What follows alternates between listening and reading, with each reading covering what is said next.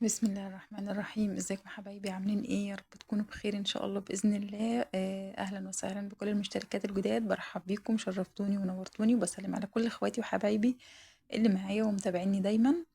النهارده بقى يوم جديد كده ان شاء الله باذن الله. ده اليوم اللي هو ايه قبل الدراسه، يعني قبل ايه، قبل اول يوم كده يعني. كان المفروض ان هو صباح المدرسه، فشوفوا التجهيزات بقى بتاعتنا بتاعه المدرسه والكلام ده كله. وهنعمل وصفة حلوة أوي أوي، هتنفع للسندوتشات، هتريحنا أوي أوي بصراحة، وسهلة وأنضف بقى من الحاجات اللي بنجيبها من السوبر ماركت دي. أنا هنا كنت بجهز الفطار زي ما انتوا شايفين كده. أنا هنا حطيت بيضة وشوية لبن وملح وفلفل كده، وحطيت التوست كده في قلب الحاجات دي، وهحطه كده في الطاسة. حطيت معلقة سمنة وهحطه كده في الطاسة، هياخد تحميرة على الناحيتين الاتنين. كنت هفطر أنا ودودة سوا.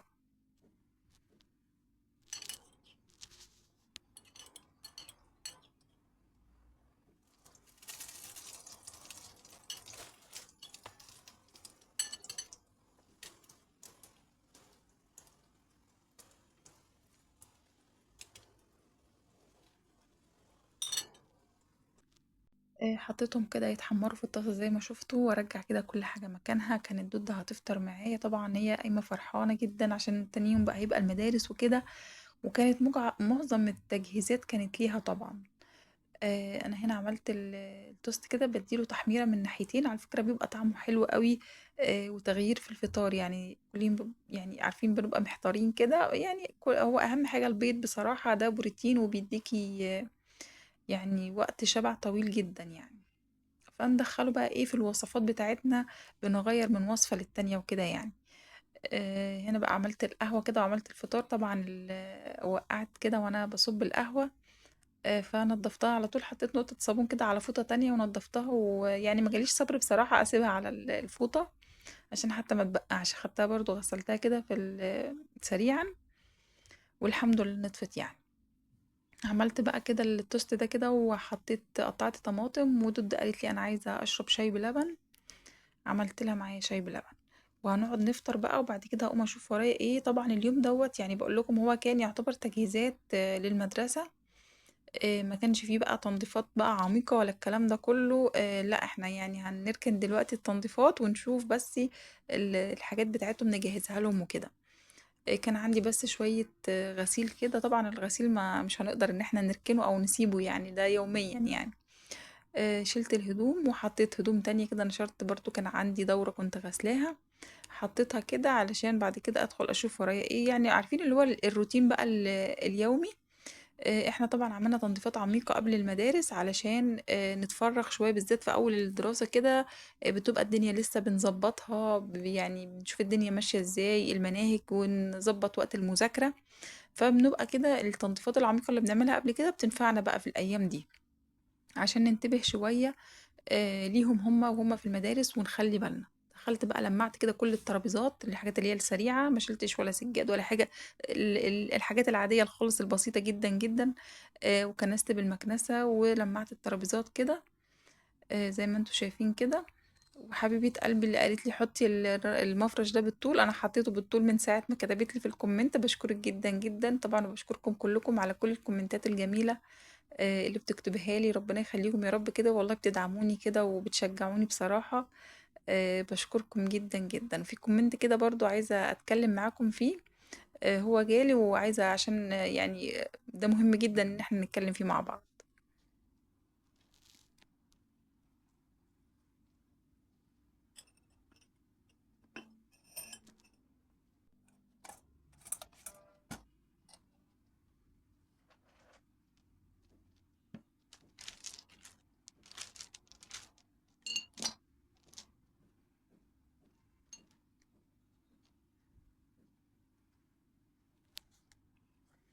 زي ما شفتم كده رجعت كل حاجة مكانها. زي ما بقول لكم يعني تلميعات سريعة، ولمعت برضو المكتبة والسفرة وكل الكلام ده كله. وجبت هنا الموب دي عملت بيها بس كده التراب، زي ما انتوا شايفين كده. هلمع الأرضيات كلها وبس كده. الكومنت اللي جالي بقى، هي بتقولي طبعا، هي تسلم ربنا يخليها يا رب، هي معجبة بالقناة وبتقولي القناة جميلة وكل حاجة عجباها يعني. بتقولي بس طوري من نفسك. أنا بقى يعني عايزة أخد رأيكم.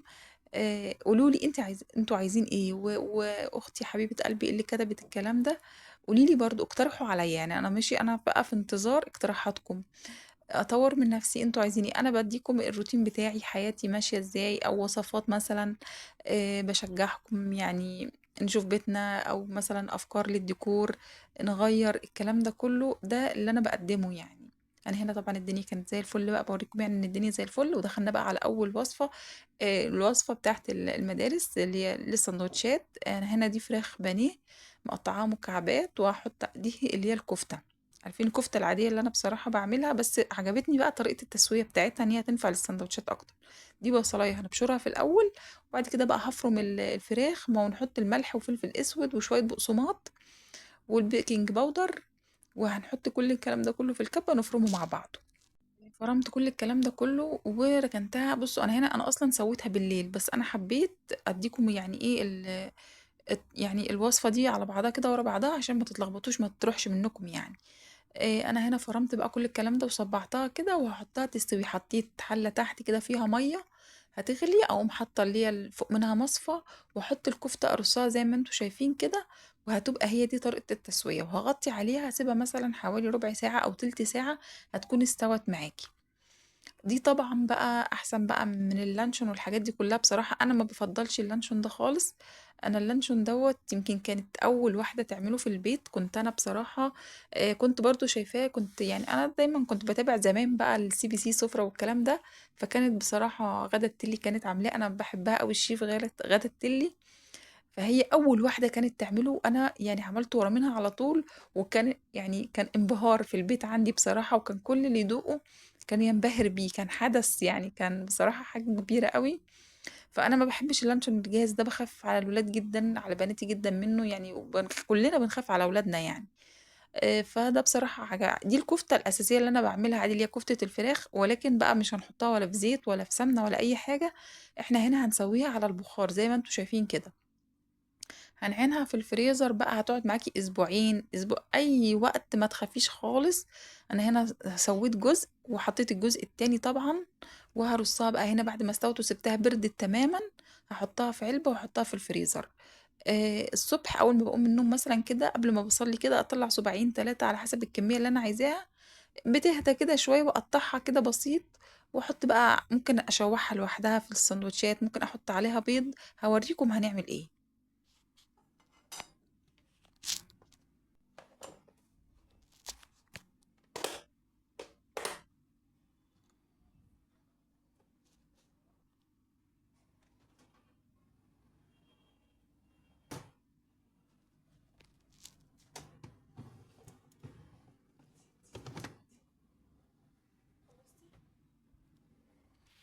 عينتها بقى في الفريزر، وزي ما باقول لكم كده، يعني هنطلّع صباعين، 3، 4 على حسب الكمية اللي أنتِ عايزاها، وتعمليها بقى بالطريقة اللي أنتِ عايزاها، صنّفيها زي ما أنتِ زي ما أنتِ عايزة تعتبريها لانشون، هي كده خلاص مستوية معاكِ يعني. هنا بقى برضه كان في نفس اليوم بقى، بس ده بقى كان بالنهار يعني، أنا هنا حبيت أعمل لهم كده، كان عندي أكل بصراحة، وكنت بقى ضبّطت بقى حاجة المدرسة بتاعة دودة، يعني إحنا اليوم دوًّا كان تضبيطات الشنطة بقى بتاعتها، أنا طبعًا أنتم عارفين إن أنا مضبّطة الكلام ده من بدري، لكن كنا بنرص بقى الحاجات، نحط الكراسات، نحط الأقلام، مش عارفة إيه، طلّعنا اللبس كده وضبّطناه، والكوتشي والشراب والكلام ده كلّه، رتّبنا الحاجات دي، طبعًا كانت فرحانة في اليوم ده، هي اللي كانت هتروح في اليوم ده، أختها الكبيرة لسه مش هتروح يعني، عشان هُم مجزّئين النزول يعني، مش كلّه نازل مع بعض. فعملت لها حاجتها، وجيت هنا قُلت أعمل لهم وصفة كده، كان عندي الجيلي دوّة، كانوا عايزين جيلي يعني، وقُلت إيه، أعمل فيه أي تركاية كده يعني نزوّد فيه، طبعًا الجيلي هو طريقته مكتوبة على العلب بتاعته، بنحط بس نُص كمية المَيّة سخنة على أمّا ندوّبه، وبعد كده بنحط بقية المَيّة، مَيّة باردة عادي، وبعد كده بنحطه في التلاجة، بنسيبه يجمد طبعًا، أنا بس هنا حبيت يعني هنزود له تركاية كده، هو طبعًا بيبقى حلو الجيلي في الصيف وفي الحر بقى، وأي نعم الجو دلوقتي بقى أفضل يعني شوية بسيطة كده، ولكن ما فيش مانع برضه إن إحنا نعمل لهم وصفة حلوة يعني. أنا هنا جيت أحطه هنا في القالب دوّة، فوأنا باصُب أنا افتكرت، أنا قُلت طَب القالب ده اللي هو بيفتح وبيقفل ده ممكن يفضّي لي الجيلي، وبعدين لقيته ما فضّاش، قُلت طب خلاص تمام حلو يعني أفضّي فيه بقية الجيلي، بابُص لقيته بيسرّب كده بيفضّي، فلحقت الدنيا على طول وقُمت إيه، كنت جايبة بقى الفاكهة لسه هاحطّها، قُمت شايلة خلاص سيطرت على الموقف يعني الحمد لله، وفضّيته في القالب التاني، كده، كده أنا كنت عاملهم في قالبين 2 يعني، أنا كنت في الأول ناوية إن أنا أعمل في القالبين دول وبعدين لقيت التاني ده في وشّي قُلت آخده، فما نفعش، المهم الحمد لله يعني الدنيا لحقناها. حطيت بقى هنا الجيلي، طبعًا بادّي باخد زيت كده لو أنتِ بقى حابة تقلبي القالب يعني عشان يسهّل عليكِ، ولو إن أنا أفضّل إن إحنا ما نقلبوش، أنتم هتشوفوا أنا هاعمل إيه. كنت بقى مقطّعة فاكهة هنا كنت حاطة عنب وجوافة وتين، أي فاكهة عايزة تحطيها متوفّرة عندِك في البيت حطيها. أنا قطّعت الفاكهة كده وحطيتها في قلب الجيلي، وزي ما أنتم شايفين كده هاحطه بقى بعد كده في التلاجة علشان طبعًا لازم الجيلي يمسك كده في التلاجة. بعد كده هاعمل كريم شانتيه، جِبت هنا فنجان لبن ساقع طبعًا، وحطيت عليه كيس الكريم شانتيه، وهاضربه بالمضرب يعني طبعًا معروف يعني، أهم حاجة إن اللبن أو المَيّة اللي هتعملي بيها تكون ساقعة جدًا، جدًا. أنا هنا عملت كيس في الأول وبعدين حسيت كده إن الكمية هتبقى مش هتكفّي مش هتكفّي الكمية عندي بتاعة الجيلي، فحبيت أزوّد كمان، حطيت المرّة دي مَيّة، يعني أنا عملت يعني نُصّه مَيّة ونُصّه لبن، حطيت بقى فنجان مَيّة كده برضه ساقع وحطيت كيس الجيلي التاني، وهنضربه كده لحد ما يتماسك تمامًا، تمامًا وهاحطه في التلاجة، هاسيبه هاركنه في التلاجة بقى لحد ما كمان الجيلي يتماسك عشان بعد كده هنحطهم على بعض.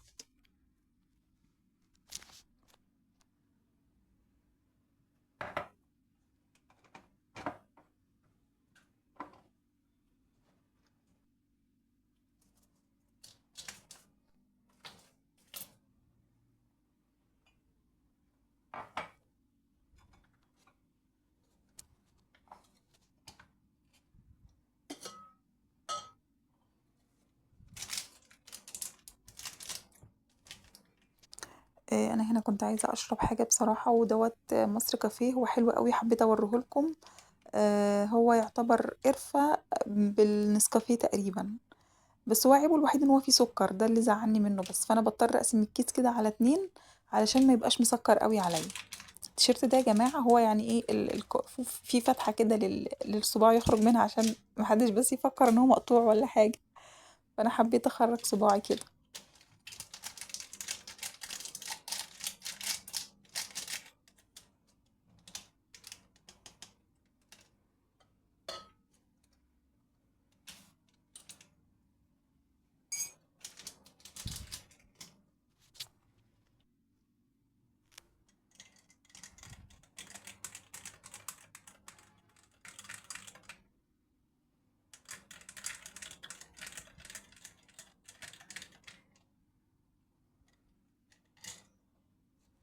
حبيت بصراحة أوريه لكم اللي هو القرفة بالنسكافيه دوّة، عشان برضه لو في ناس بتحب تشرب الحاجات دي ومش يعني بتبقى خايفة مثلًا من النسكافيه أو القهوة أو الكلام ده، فده ممكن يبقى خفيف شوية.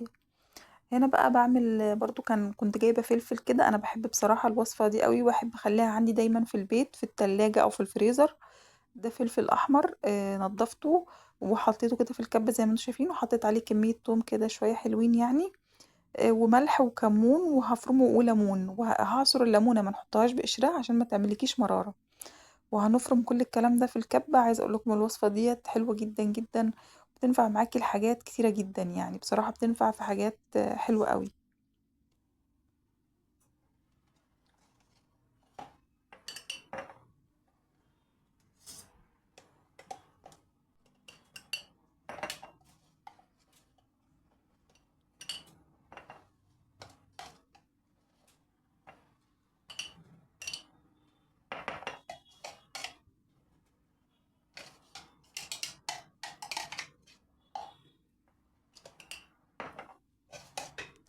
زي ما شفتم كده أنا طبعًا هافضّيه في برطمان،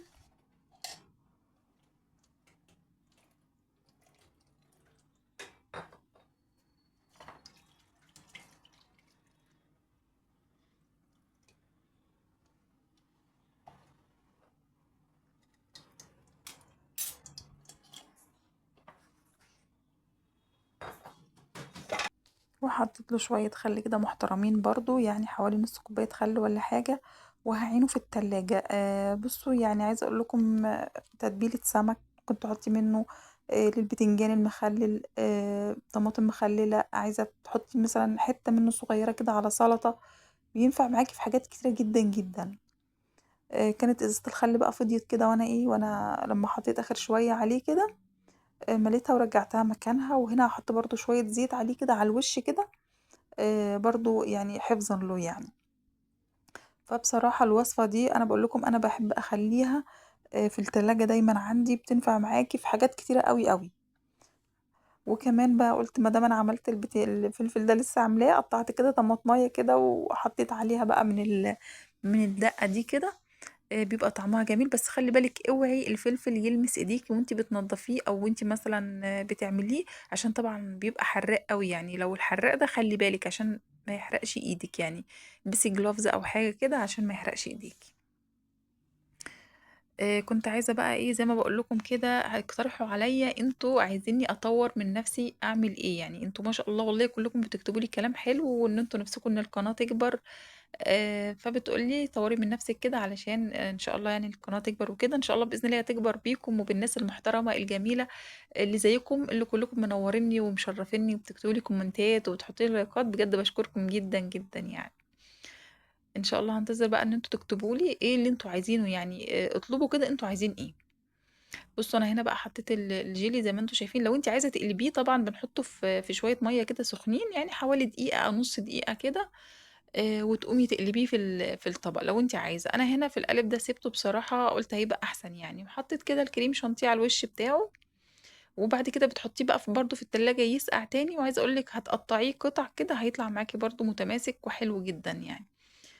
بُصّوا هنا دوّة أهوّة، يعني كان شكله جميل بصراحة، لو عندِك بقى ضيوف ومعاهم أطفال طبعًا بيفرحوا بالحاجات دي، لو عندِك بقى أطفال لسه صغيّرين وعملتِ برضه الوصفة دي يفرحوا بيها أوي، كده يعني وتغيير بقى ونعمل أي حاجة ليهم في البيت بدل من الحاجات اللي بيشتروها بصراحة من برّه، أكيد في البيت حاجة البيت أفضل يعني.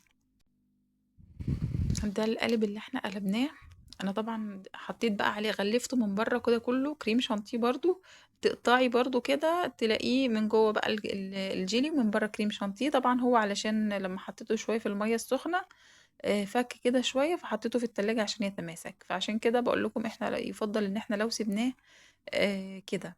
هنا بقى كنا في آخر اليوم ومن ضمن بقى التجهيزات طبعًا أنتم شُفتوا كده وأنا باعمل حاجة أشربها كان في ورقة وقلم كنت باكتب فيها الطلبات اللي أنا محتاجاها، وكانت دودة طالبة corn flakes عشان تفطر بيه قبل ما تروح المدرسة، جبت لها corn flakes كده وفضّيته كده في العلب، هي كانت عايزة اللي هو الألوان ده، وخلاص ده كان يومنا والحمد لله، إن شاء الله بإذن الله بقى نتقابل في أول يوم دراسة، وهاقول لكم مع السلامة، انتظروني فيديوهات جديدة إن شاء الله بإذن الله وروتينات جديدة.